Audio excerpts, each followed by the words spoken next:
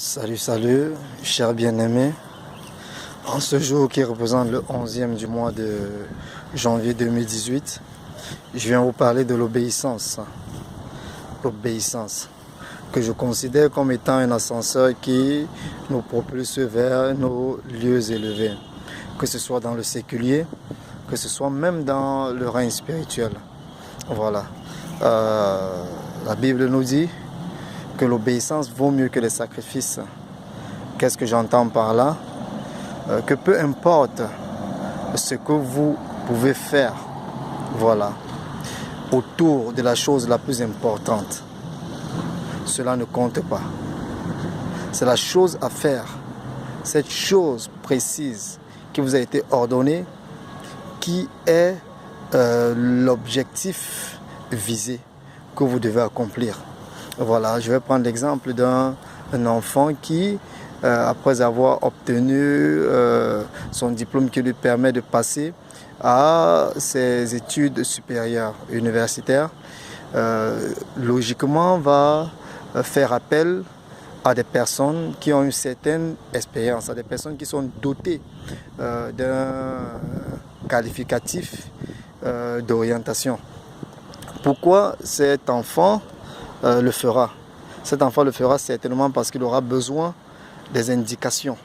Il aura besoin des stratégies qu'on va lui donner et qui vont lui permettre de se déconnecter de sa frustration. Voilà, il en est de même avec nous, hein. Moi je le crois. Je crois que chacun de nous a reçu une instruction divine.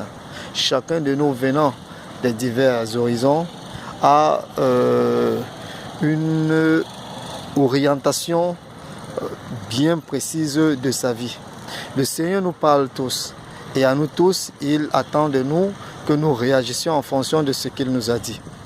La référence de ce jour nous est tirée du livre de Philippiens au chapitre 2, verset 8, où le Seigneur Jésus-Christ, ayant été humilié, la Bible nous dit qu'il a fait preuve d'obéissance jusqu'à la mort, d'obéissance jusqu'à la croix. Voilà, chacun de nous doit rattacher l'obéissance à la mission qui lui a été confiée. Quelle est la mission qui a été confiée? Quelle est la mission qui est rattachée à ta vie? Une fois que tu l'as identifiée, tu dois mettre de l'obéissance. Parce que sans l'obéissance, tu ne pourras pas y arriver.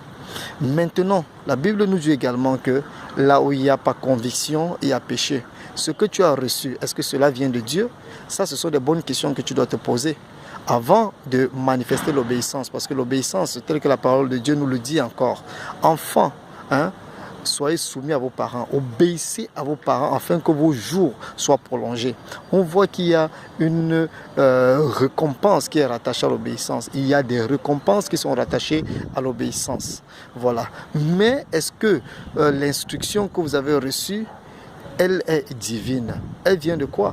Imaginez que je vous demande de prendre votre sac, vous, mes chères dames, et d'aller vous prostituer. Et que vous me dites, ok, je suis obéissant parce que vous m'avez demandé. Non, ce n'est pas de ça qu'il s'agit. Je ne peux pas te demander à toi, jeune garçon, de laisser tes études pour commencer à entrer dans un gang de banditisme et tout ça. Non, ce n'est... Et toi, tu obéis. Ce n'est pas de ça que je parle. Je parle de la mission qui est rattachée à ta vie. Le Seigneur parle à chacun de nous. Il y a une vision qui t'a donnée. Et cette vision-là a quelque chose de spécifique qui doit être accompli. Tu dois obéir. Donc, en prière en ce jour, c'est que le Seigneur t'accorde la grâce de tenir ferme et de marcher dans l'obéissance, de couler afin que ce qu'il a planifié, ce qu'il a établi dans ta vie s'accomplisse dans sa perfection au nom de Jésus. Que en cette année, tu coules dans l'obéissance afin de réaliser des choses glorieuses qu'il a mises sur ton chemin. Shalom, shalom.